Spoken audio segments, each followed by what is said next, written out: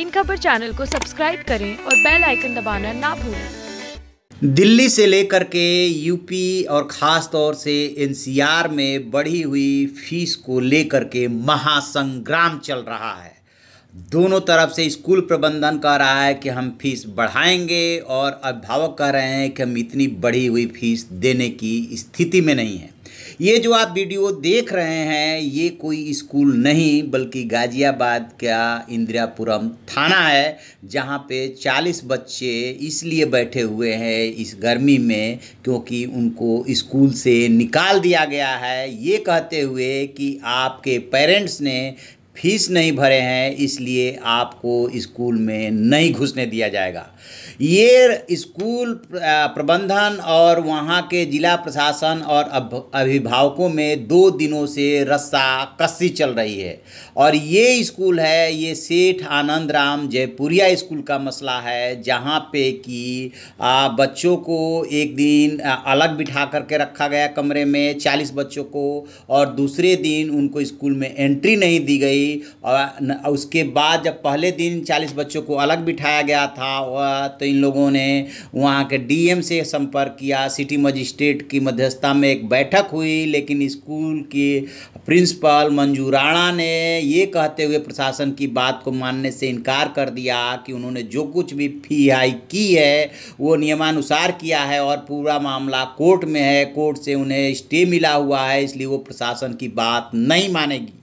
जबकि अभिभावकों का कहना है कि डिस्ट्रिक्ट लेवल पे जो फी रेगुलेटरी कमेटी बनी हुई है उसने साफ साफ कहा है कि अभी आप फी हाइक नहीं करोगे, और उसी के अगेंस्ट ये लोग स्कूल प्रबंधन हाई कोर्ट से स्टे ले आया है और पूरा मामला अभी कोर्ट में है। और अभिभावकों का कहना है कि जो 2015-16 की फ़ी का स्ट्रक्चर है वो देने को तैयार है, फिलहाल वो बढ़ी हुई फीस नहीं देंगे। यहाँ तक रस्साकसी भी समझ में आ रही है, लेकिन आखिरकार इन बेकसूर बच्चों का क्या कसूर है जो इतनी गर्मी में थाने में बैठे हुए हैं और सरकार से, मोदी और योगी सरकार से सवाल पूछ रहे हैं कि एक तरफ स्लोगन दिया जा रहा है बेटी बचाओ बेटी पढ़ाओ का, राइट टू एजुकेशन का, और दूसरी तरफ उन्हें शिक्षा से वंचित किया जा रहा है। तो खुद ही वीडियो को देख करके अंदाज़ा लगा लीजिए।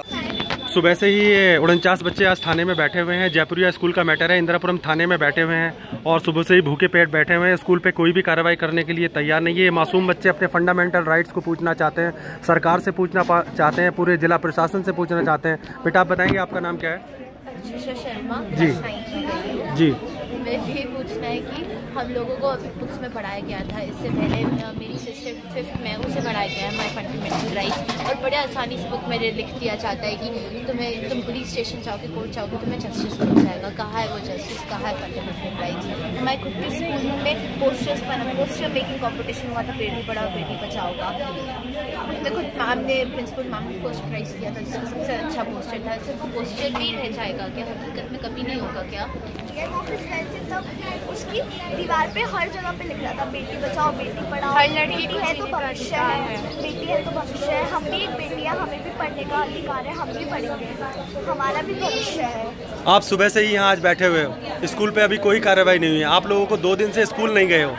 आप हम चाहते हैं स्कूल, लेकिन वो हमें बाहर निकाल देते हैं, कहते हैं कि आपका नाम कट गया है, आप बाहर ही रहेंगे। ये देखिए बच्चे अपना फंडामेंटल राइट्स पूछना चाहते हैं सभी से, माननीय अधिकारियों से, माननीय मुख्यमंत्री जी से। आप माननीय मुख्यमंत्री जी को कुछ बोलना चाहेंगी? मैं बस यही कहना चाहूँगी कि जो डीएम के ऑफिस में आपने दीवारों पर लिख रखा है कि बेटी को जीने का अधिकार है, बेटी को पढ़ने का भी अधिकार है, तो बेटी यहाँ तो हम भी है ना, हम लोग कब पढ़ेंगे?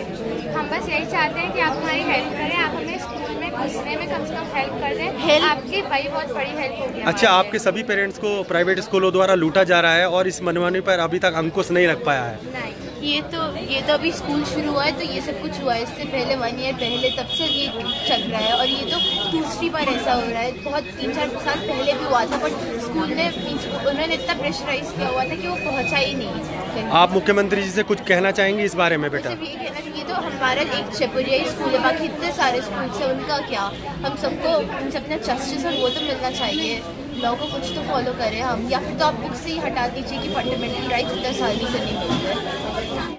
जी, और ये सिर्फ एक जयपुरिया स्कूल का मसला नहीं है। एलन हाउस स्कूल में भी देखिए अभिभावक प्रदर्शन कर रहे हैं। इसके अलावा एनसीआर के तमाम स्कूलों में धरना प्रदर्शन चल रहा है फी हाई के अगेंस्ट। अभिभावकों का कहना है कि वो 1-1 लाख पैसा जुटा करके और बच्चों का एडमिशन कराने और इतनी महंगी फीस देने की स्थिति में नहीं है, वो भी तब जबकि तमाम इनमें से कई स्कूलों ने रियायती दर पे ज़मीन ली है। वो उन शर्तों को नहीं मान रहे हैं जिन शर्तों पे ज़मीन का आवंटन हुआ था।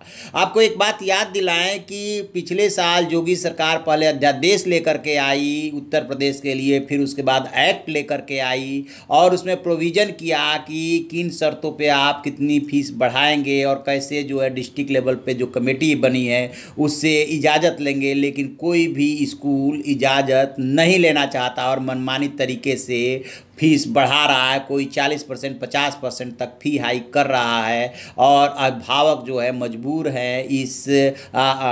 है बच्चों को पढ़ाने के लिए, और दूसरी तरफ उनकी मजबूरी ये है कि वो फीस देने की स्थिति में नहीं है। तो अब फैसला शासन और प्रशासन को करना है। फिलहाल ये बच्चे दर दर भटक रहे हैं, अभिभावक दर दर भटक रहे हैं और अभी तक जो है इंदिरापुरम थाने में ने कोई सोल्यूशन नहीं निकाला।